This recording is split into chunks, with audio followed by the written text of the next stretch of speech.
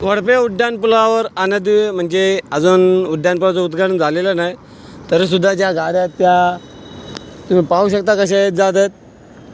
Four wheeler तर याच्या आता पाहू शकता, मग मोठी बस देखील येते, त्याच्या मागे टेम्पो देखील येते.